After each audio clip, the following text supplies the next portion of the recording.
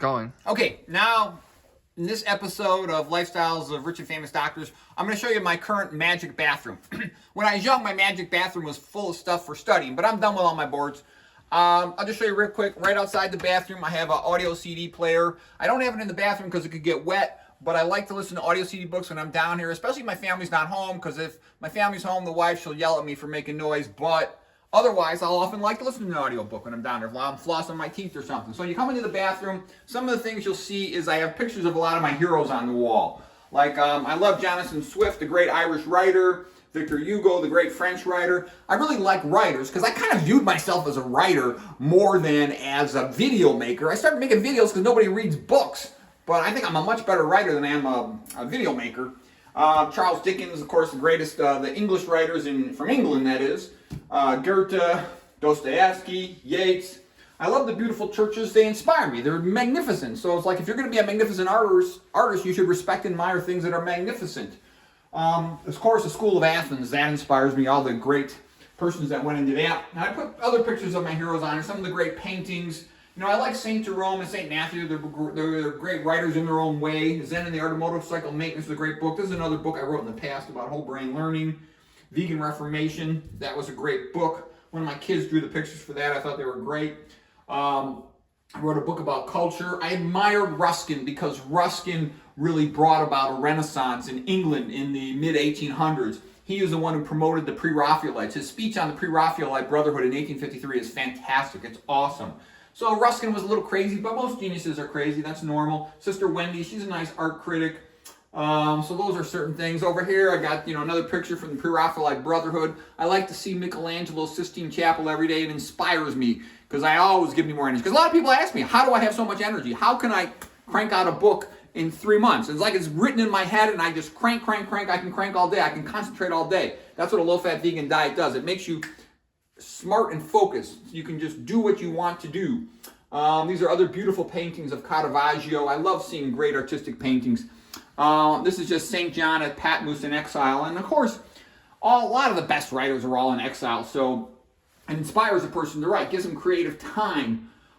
This right here is Ruth Hyder. She's the lady who cured herself of metastatic cancer. And she's like 80 years old. She says, I work out every day. So I put this picture of her up here. I like her. Plus also, if an 80-year-old lady can work out every day, I got to make myself exercise every day.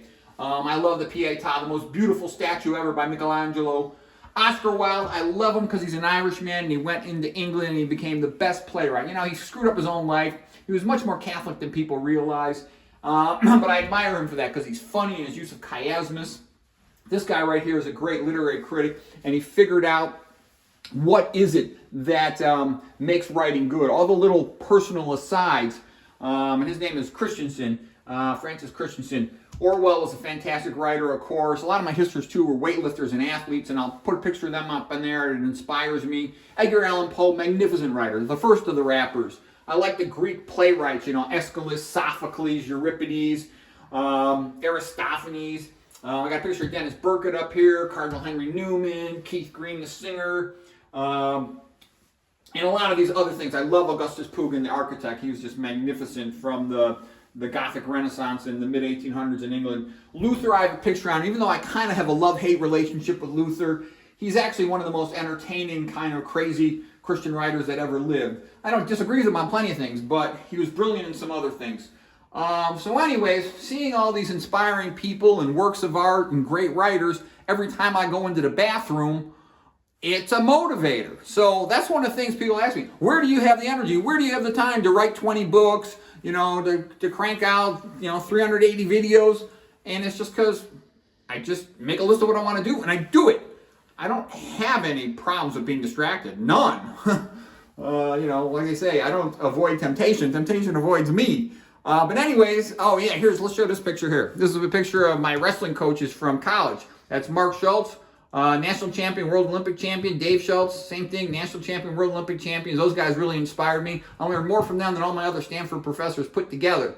So anyways, if you surround yourself with good things, it inspires you to good efforts. And I see all these guys who are workaholic, megalomaniac, hard workers, so why shouldn't I be? And this stuff makes me happy, puts me in a good mood. So anyways, this is my current... Oh, I gotta show you another thing here in the bathroom. Right in front of the toilet, I always have a table, and it's a movable table, of course. And so I always have a big textbook on the table. So I read through, while you're there, it's entertainment. There's nothing else to do. So I read through these, complex big textbooks. I crank through them. That's how I've read through tons of textbooks by doing this. The next thing is I always have a paperback. So for number 2s, that's like, Mozart used to write, I think it only fitting to write while shitting. And so I think it only fitting to read in that moment. And then the Monty Python, they had a skit that said, every sperm is sacred. And I said to myself, every void is sacred. So every time I'm doing a number 1 by the Lou, I'll always be reading a paperback. I read tons of books. I read at least 1 book, cover to cover, every week in that way. Sometimes more than that. Because you'd be amazed how often you got to keep going back and forth in the bathroom for every little thing. To wash up, to wash your hands, dry your teeth, etc. So anyways, all of these things have really helped me. I like my Celtic cross right here. Before I do my high repetition squats, I always say a prayer to my Celtic cross. Please help me be strong so I can concentrate and maintain good position throughout my squats. Okay, and it seems to help me. So anyways, that's the current version of the magic bathroom.